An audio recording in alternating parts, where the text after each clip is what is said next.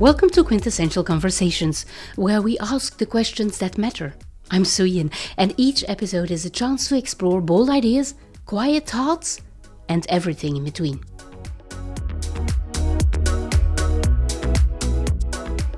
Today I ask myself this question: can you be both an artist and a competitor?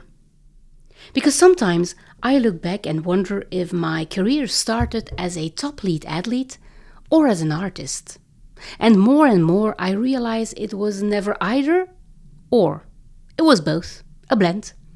The strength of one complemented the soul of the other. As an athlete, the path is measurable. You win or you lose. There's a stopwatch or a scoreboard and a final result. It's very clear, it's definitive. But in the world of art, the result is less tangible, more vulnerable.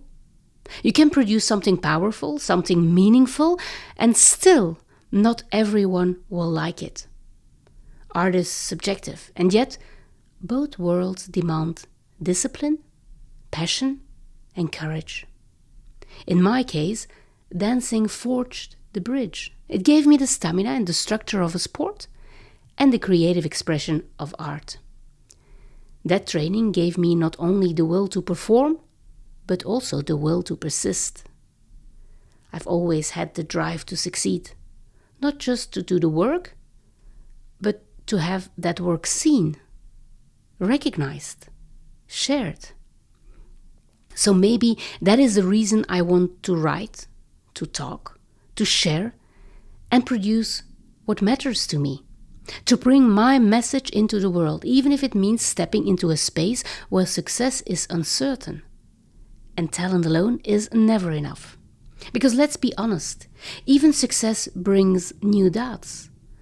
Am I still as good as yesterday? Will I be tomorrow? And what's next?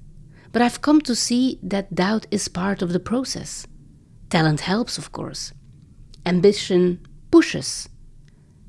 But it is discipline, the practice that ties one day to the next, just like in dance.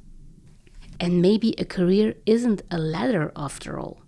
Maybe it's more like a checkerboard, not just up, but also across, going diagonal and sometimes even playing backwards, always moving.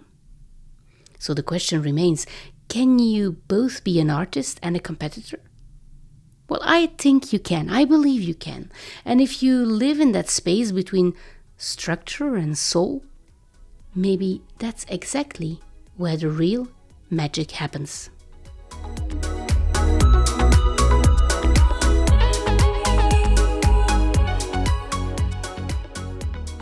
This is it for today's Quintessential Conversations. If you got a big question, a small thought, or an idea for a future episode, send it my way. I'd love to hear from you. Let's keep the conversation going.